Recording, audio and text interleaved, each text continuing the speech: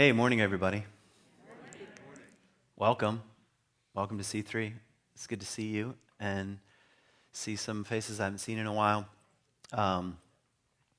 Yeah, what a strange world we live in. We all know what's going to happen next week, right? Or a month from now. Yeah. So I'm really glad to be gathering in person, although it feels like we're doing so tentatively.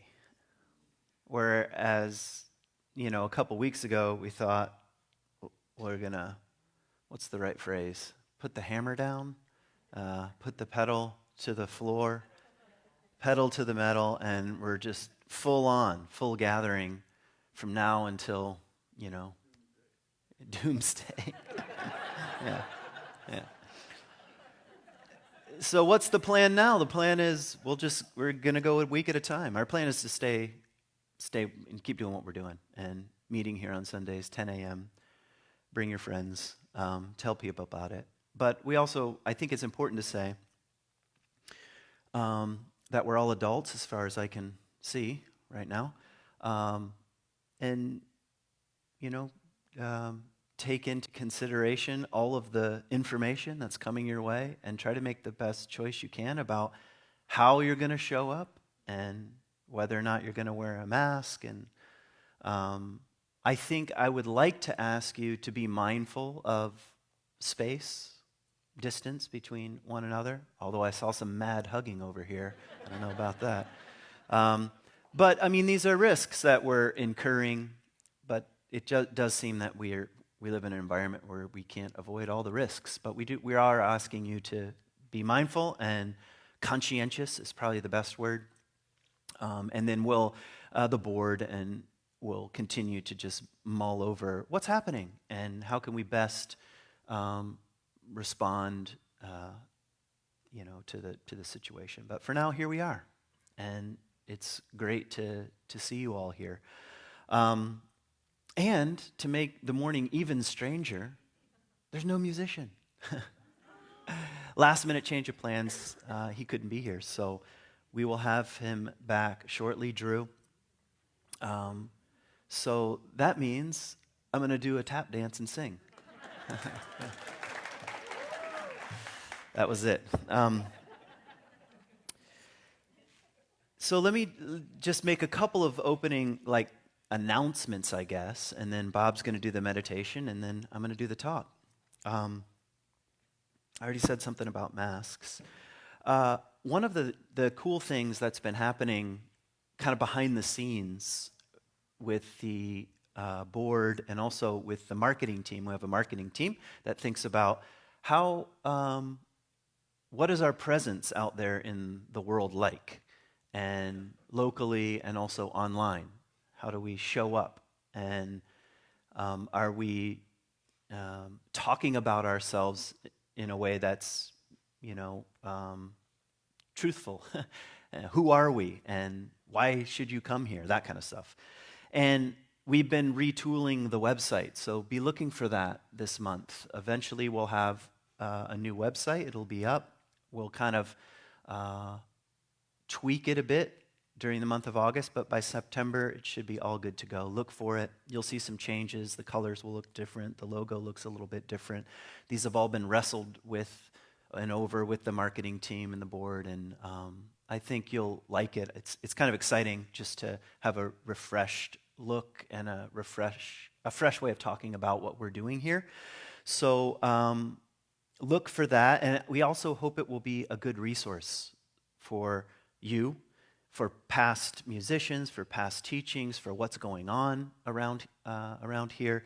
We hope it will be easy to navigate, and it is already. The sort of prototype is looking pretty good, so look for that. And this is your reminder to read the newsletter.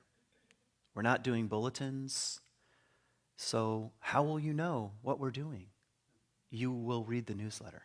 This is the 11th commandment of C3. You will read the newsletter. And the newsletter is actually excellent. The community care and concerns, there are a lot of things going on in our community. Please please stay up to date with that stuff. And then we have some guest teachers coming up. Beth will be teaching. I saw Beth somewhere. Hey, Beth. And let's see, Katie Gordon will be here, I think next week, actually. Or the other way around. Beth first, then Katie Gordon. Then I'll be back. Whatever. Read the newsletter. I shouldn't tell you anything because you won't read the newsletter. I think that's it for announcements.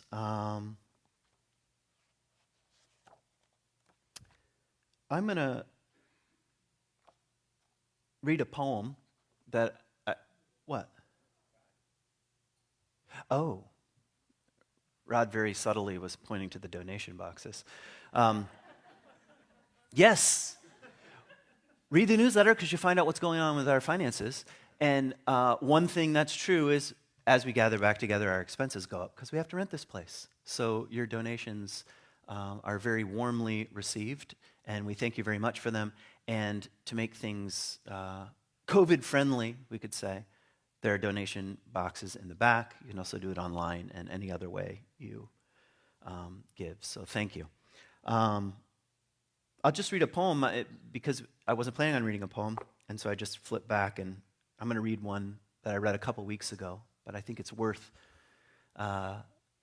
hearing again, as all good poems are, and I think it sets the stage for what we want to talk about this month anyway. So you might remember it. It's called Generous Listening.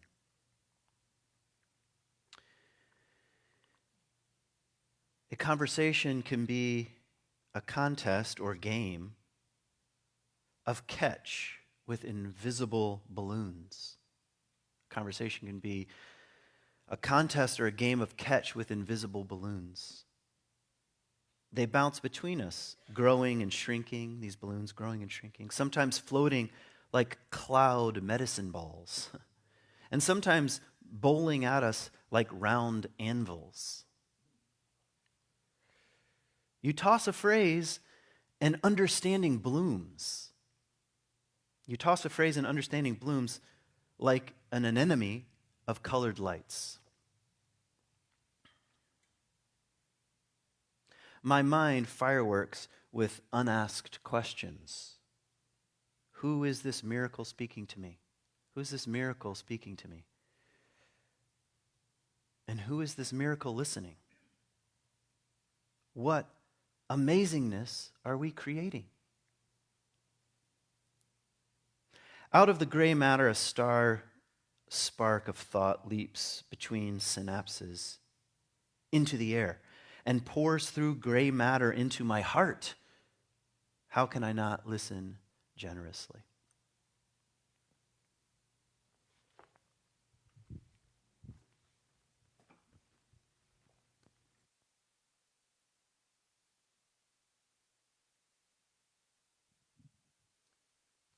I add my greetings as well, and I'm very glad to be here. It's really cool and very odd to be here, and I want to extend a welcome to all of those who are from faraway places, like Lisa and other Ellie, your kin here is here from California as well, so welcome to all of you. I was inspired a few weeks ago by Kent's, I think, opening piece about conversation. And because of my technical difficulties or my denseness, it was not posted online. So I modified it a bit, and I bring you this meditation this morning. As we hit in stride the zenith of summer, we pause again in solidarity with each other as friends, as lovers, and as family. We gather as ones known and unknown of each's realities and experiences. So let us breathe deeply of these moments and concentrate on building mental and emotional bridges of care and interest, bonds of goodwill and intimate connections with and for each other.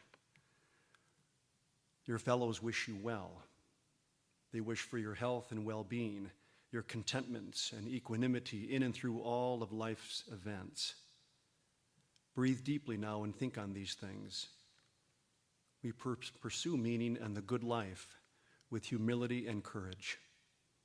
And we consider conversation, listening, interaction, and relating well to one another, being at home. We reside as persons and a community on the way, changing, evolving, becoming. dynamic is this place and each of us here as we grow and diminish in cells and sinew, in viewpoints and values, in attitudes and relationships. We are distressed and enlivened. We are uncertain and convicted. We are mature and limited. May we look into our irrationalities, our capriciousness, our blindness, and our whims, or anything else that gets in the way of our being fully informed and thoughtful. May we move more fully into the tasks and enjoyments and service at hand in order to benefit this place and the community at large. We are co-creators of this magnificent universe still in the making. And we are grateful for another chance to live and to love, for choices and chances to live fully and to become lovers again. To live this life knowing we are vastly and intimately connected to all things, all people, atoms, elements, ages past and times yet to come. Let it all matter to us, and yet let us not be tripped up on the small stuff. May we move beyond our petty preoccupations and limited perspectives toward more expansive connections and wisdom. As we celebrate and enhance our communities, let us not forget the particular needs around us: aging parents, those living with and recovering from serious illnesses, those evaluating the nature of their lives and their relationships. Let us be as light and salt in this often dark and tasteless world, shining beacons of care and selflessness to those around, to be as a dash of salt, enhancing anything or anyone bland or benign, or needing a bit of zest or zip. May it be so that between cradle and grave, between hatching and matching and dispatching, that we live critical lives, remaining alive and aware, not dying before we are dead. May we live vital and open lives before we are again physically, cosmically, mysteriously released back into nature, giving new life to all around. Let us breathe deeply of these moments and open ourselves to the care and loveliness of those to our left and to our right. Let us open ourselves to new learning and becoming, to new conversations and relating. And let us not take ourselves or each other too seriously, and yet uphold our thoughts and our respects, which eventuate into our words. And may our words lead to deepening conversational connections which would heal us to an ongoing and an enriching sense that we are in partnership with all things, not alone, not abandoned, but rather at home, familiar, on the way together.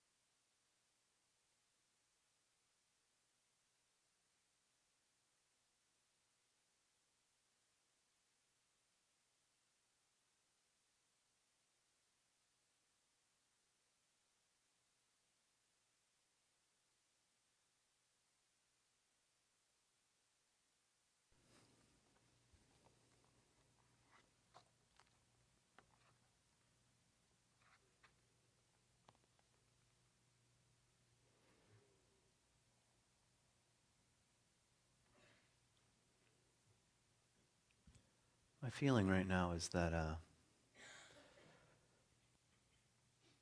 I wonder how long we could keep the silence going.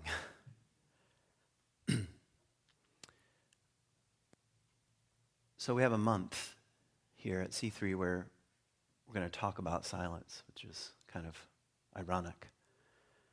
So I thought we'd just begin with a little. And here's the question I want to ask today. The question is something like this. Why do we need silence? Kind of from I don't know if the right word is spiritual, but I'll use that for now. From a spiritual point of view, why do we need silence? What's its value? Or let's put it in more relational terms. Why do we need a relationship with silence? Why talk about it for a month? Those are the questions I want to kind of, that's the question, or some variation of that. Just, I want it to kind of hover in the background of, my talk today. And I want you to, I'm going to invite you on a challenge. And the challenge is to try to answer, what is your relationship like with silence? And to bring some consciousness to it over the next month. And I'll try to lay out a case for it. That's what I'll try to do today. I'm going to argue using words why we should not use words. Or that wordlessness has a place. And I woke up this morning and I thought of something. I thought of an old teaching. This was literally the first thing that came into my head when I woke up. And it was a line from Jesus. And this was the line. He said something like this. When you pray, don't go on and on like the pagans. I know pagan sounds kind of like a put down, but I don't think it was then. It was more like, I think what he meant was Gentiles, something like that. Don't go on and on. Because they think they will be heard by their many words. That's a funny thing. When you pray, don't go on and on, thinking you'll be heard with your many words. Instead, go into your room and shut the door. That's what he says. Instead, go into your room and shut the door. And of course, all Christians from that time on did the opposite, It's funny, like our relationship with words and what we think is happening when we're using them. And of course, it should be said, it's part of what makes us innately and deeply human, our relationship with words. After all, the series over the last years we called 12 Words for 12 months. And we all thought that sounds like a good idea to talk about words. Or if you thought it was a bad idea, you're still here. So it's how we come to know who we are in part. What does it mean to be a human being? Who am I? We use words to figure that out.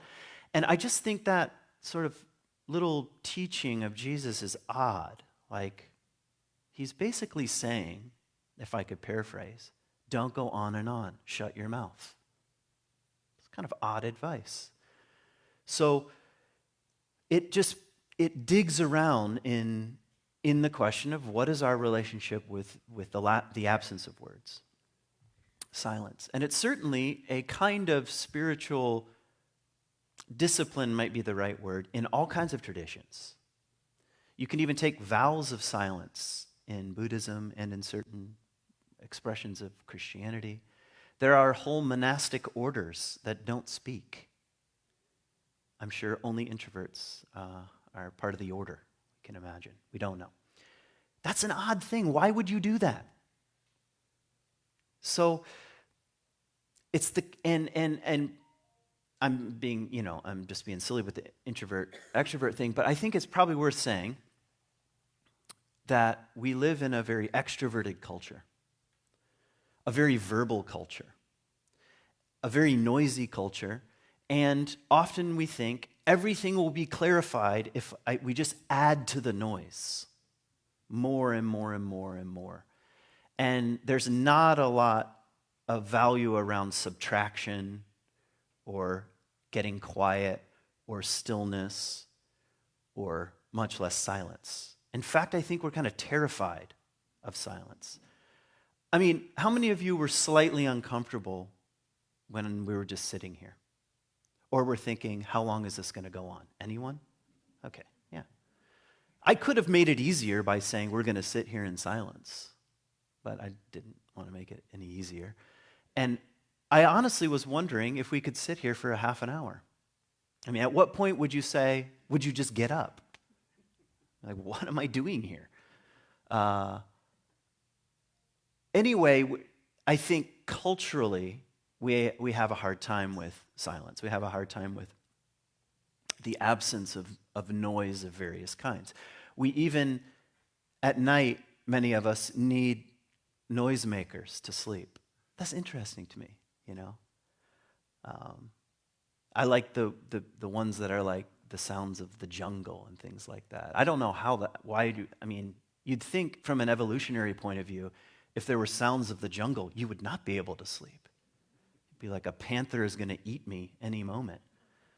But we seem to have a kind of craving for noise. And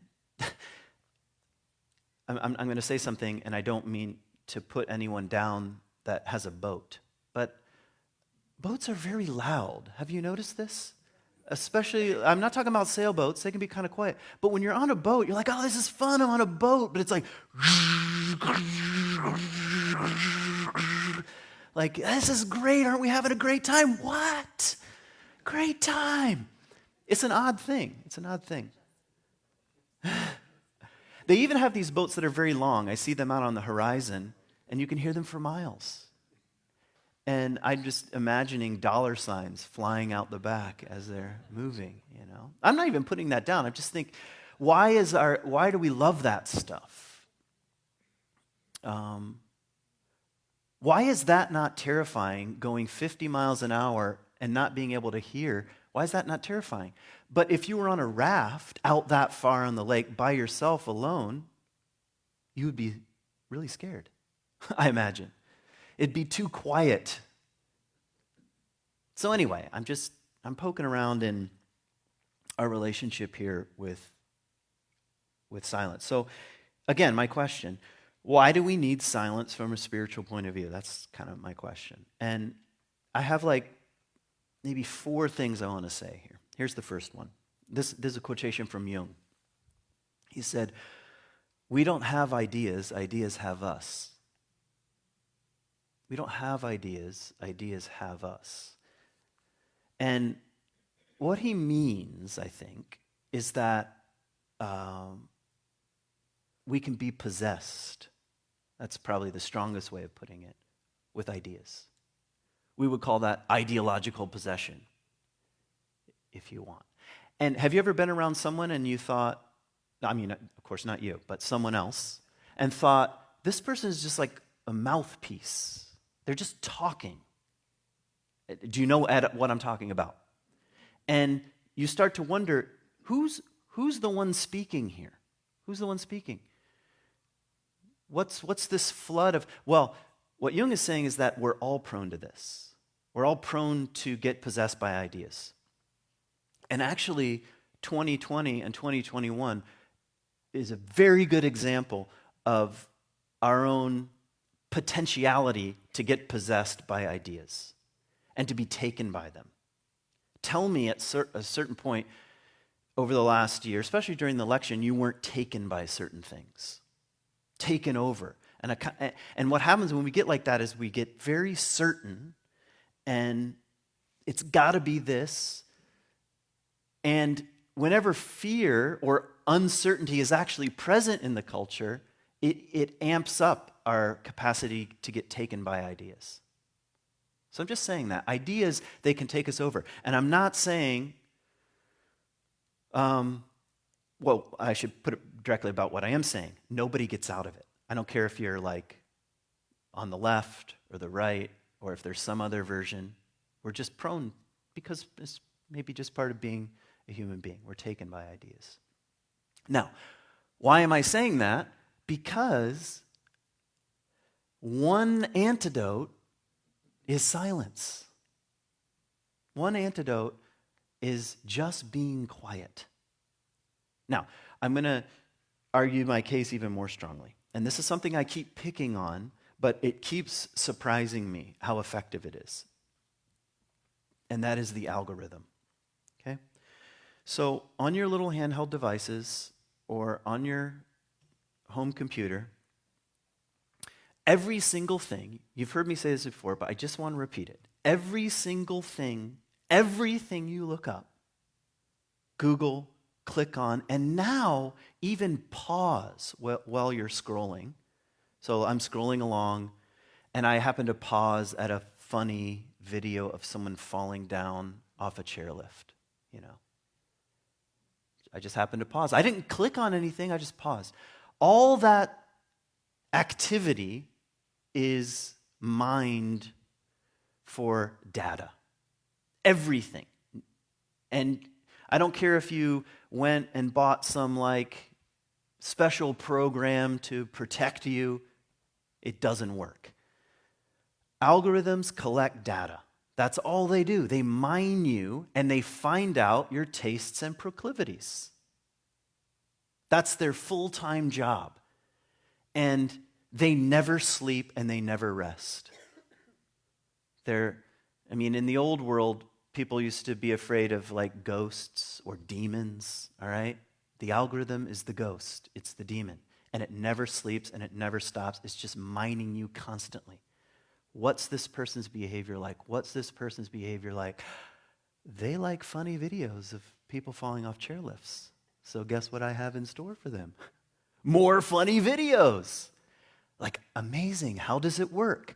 And now that's a silly example, but when I say everything, I mean everything. Every single news item you have ever read goes into the collection of data and spits back at you what it thinks you will like. So let me just quote from Jung again. People do not have ideas, ideas have them.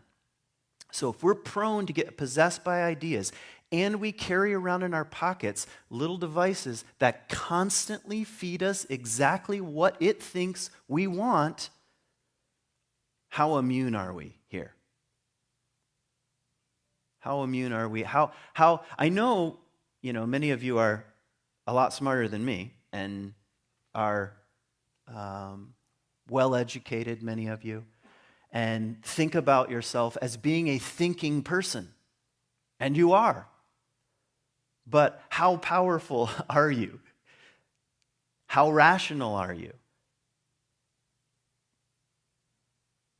So, what's my point? My point is, silence is one of the antidotes to being spoon-fed the same ideas, the same images, the same political positions, the same news articles, the same data points again and again and again and again and again. There are all kinds of studies about this. Go and read them. And then it will collect data and they're like, this person likes studies on such and such. And you'll get more of them. So I'm just trying to bring some consciousness to it. This is happening to you. Don't think you're going on the internet like you used to go to the library. And you have sections, and you can just take off what you want and look at it, and you're just free to walk around the library. Even the library is a curated place, correct? Well, the internet is even more so, except we just don't know it. We used to think when we typed into Google something that just purely by the power of the God of the internet, we would be given unbiased information back at us. I'm just want the unbiased information here. What is COVID? Unbiased information. That does not happen. That world is done. It doesn't exist anymore. It's over. The internet lasted for 5 years like that. And then it just slowly got swallowed up by the machines. and the corporations that make money off people. Now, I'm really going on and on about this. What's my point? One antidote is silence. I mean, I'm going to talk on silence twice, and my main objective this morning is to talk about our relationship with outer things. Next time I want to talk about our relationship with the inner world, but they are related. But I'm just talking about all the external data and stimuli that are flooding us constantly. One antidote is silence. How else are you supposed to even know what you think if all the thinking is being done for you? So, guess what Facebook cannot reach into? Your own silence. Just when we were sitting here in silence. Social media is powerless. No Instagram came in and occupied my attention and told me I should be in Jamaica, you know? It's completely powerless. So, what's your relationship like with silence? That's my question when it comes to ideas and ideological possession and being spoon-fed. Okay, here's my second point. And it has to do with why does silence make us uncomfortable? And I'm going to be first very direct. Because it reminds us that we're going to die. This is the view of Kent Dobson. If you Google it, it will not say Kent Dobson's view is. Why are we uncomfortable with silence? Because we're going to die. We're going to die. One day, no more data inputs.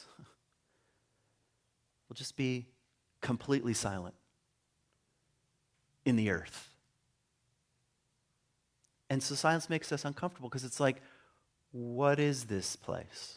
What is the world? What's happening? And in an extroverted culture, which I mentioned before, I really think our culture is mostly extroverted, it has now cleverly come up with a billion distractions to keep us from facing our own impermanence. Just constant. As long as I'm stimulated, I'm alive. And the second that stops, there's like this creeping thing that comes up. I'm not saying when people experience moments of silence, they think I'm going to die. I think it's happening unconsciously.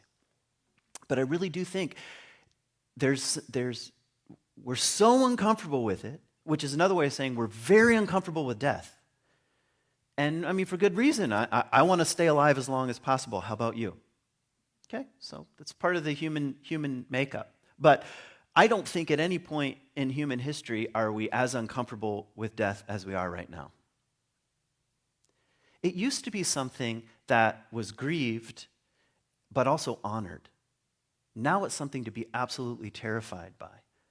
And we have every kind of magic pill possible to stave it off. So I'm just saying, why don't people want to be silent? Because they're going to die. And I'm saying that because if you want a relationship with silence, it means you have to kind of start a conversation with your own impermanence and mortality. And some of you are better at it than others, and you have things to teach us. Just being silent reminds us, I'm impermanent. I'm impermanent, and everything is impermanent, and I'm here and then I'm not. And I think the more we're in dialogue with that, I think the richer our life can be. I mean, that's why my question was, why do we need silence from a spiritual point of view? And from a spiritual point of view, I think, when we bring consciousness to our own impermanence, I think it helps us sort out our values and what really matters and what am I leaving behind and what is the meaning of my daily interactions with the people I love and the people that I don't love? So try it. Try it as an antidote to the noise. Try some silence. Okay, here's my next point. I went to the, what am I going to say here? Have you ever been to a doctor's office where they have a lot of quotes? Or the dentist. The dentists also, they love quotes for some reason. Like quotations on the walls. It's like, wait, why am I thinking about endurance? You know, I want this to end as quickly as possible. I don't need to be soar on wings of endurance or something. But no. But it's funny, like, I'm bringing that up because we also have a funny relationship with quotations. One of my professors at Hebrew University said, man does not live on quotations alone, which I thought was funny, which I'm quoting to you, which is also kind of funny. But it's like phrases. We love phrases and little catchphrases, and the doctor's office is the worst at collecting them and putting them on posters. And I'm not against that. Like, I just quoted from Jung a few minutes ago. I mean, we need wisdom. We need a wisdom tradition. It's important to pass on words and stories and myths and phrases. But there's also like a kind of craving for it right now. And I think with social media, which shrinks everything down, like Twitter is only a certain number of characters, and Instagram is usually a picture but a few little words, and Facebook posts that do well are not novels, all right? If you typed a novel on there, I'm just going to go ahead and let you in on this, nobody's going to read it, all right? Just forget about it. But if you say one controversial thing, that will get shared, even if it's false. So in the shrinking down of all things, it brings up again this kind of craving. I know myself by the phrases that I attach myself to, or beliefs. I believe this, I believe that. Because I use this phrase and not that phrase. And so I'm just saying, what is your relationship like with not using phrases? The absence of quotations. When I thought about this, I thought I should try to do my whole teaching this morning without using any quotations, but I failed. Because it's hard. It's hard just to say, what do I think? Because then you have to show up in the world, and you might have to show up and say, I don't know what I think. But I'm going to soar on the wings of endurance during my dental appointment. So, what's your relationship like with quotations and things that you say you believe and repeat, you know? What would it be like to not do that, to practice some silence? And here's the fourth thing I want to say, and this is kind of more of a question. How do we sort through the noise?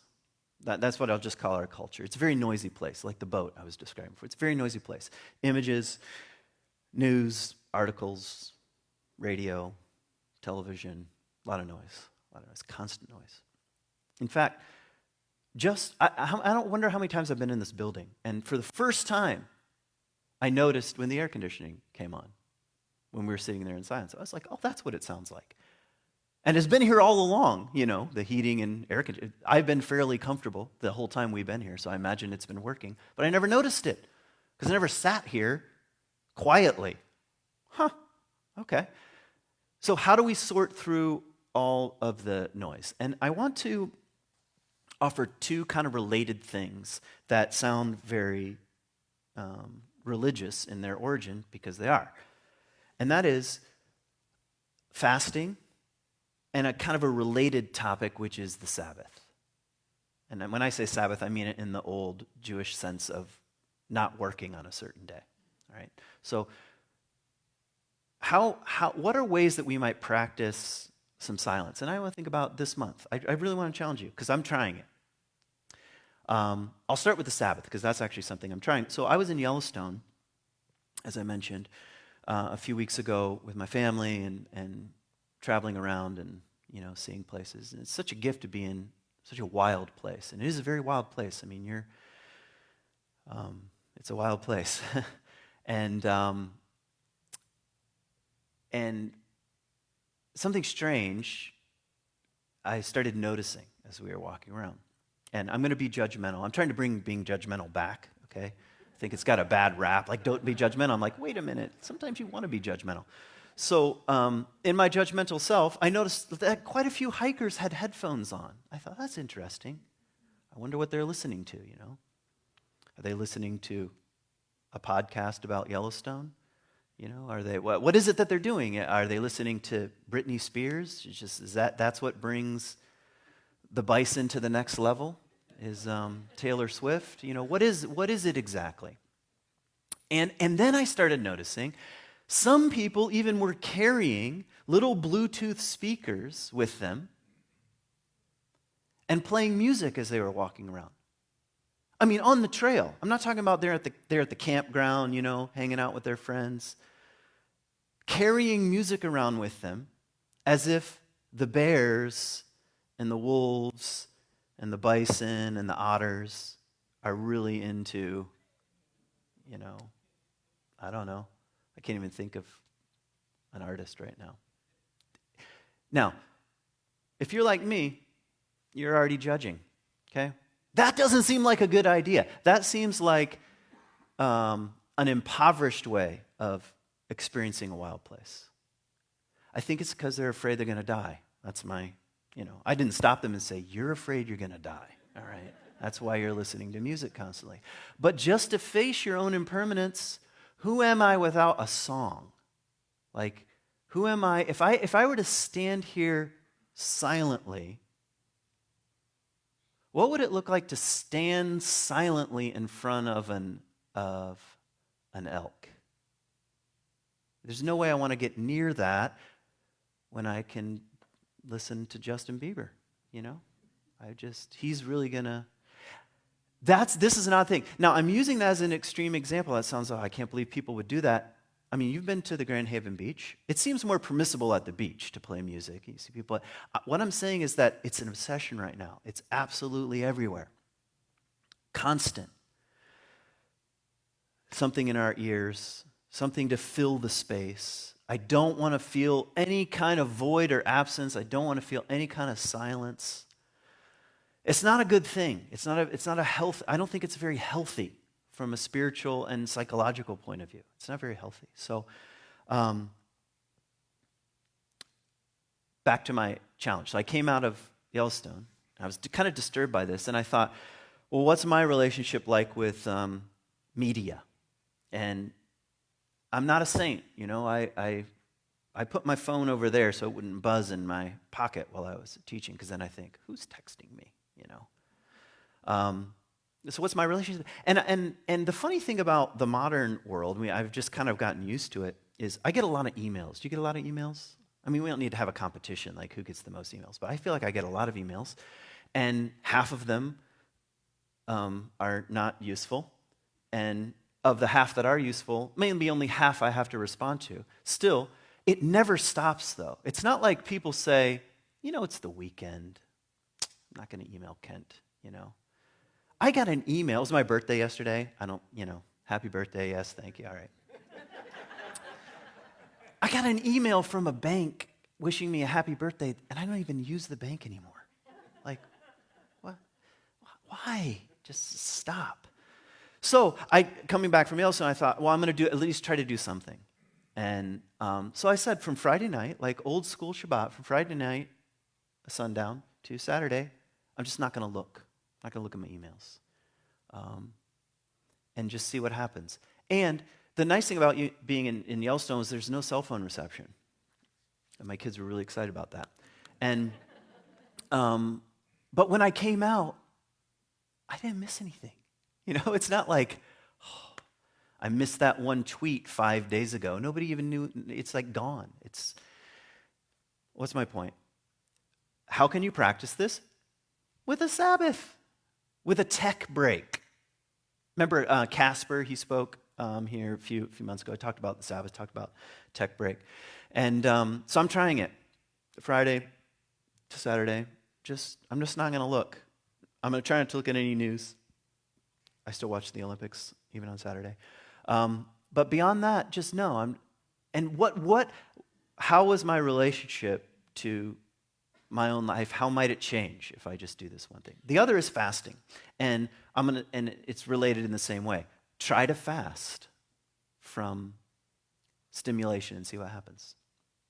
The funny thing about silence is that it is the absolute easiest thing to practice. It's not like, God, I just don't know how to do it.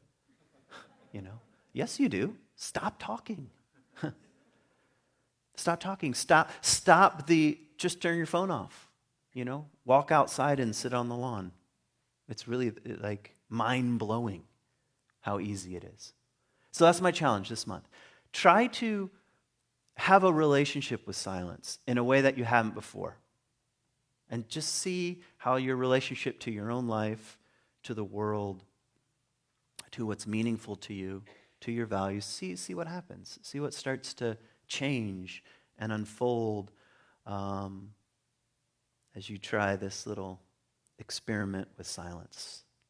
That's about as much as I want to say right now.